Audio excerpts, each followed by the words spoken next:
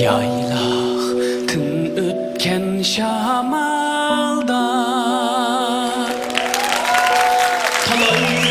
rivoyatlar yo'qolgan Bulup meyüs çaydan lezzetlik nakşam Senin kalbinde saklanıp kalgan Dağ üstüde tutkan bu makan Senin bilen buldu bir payan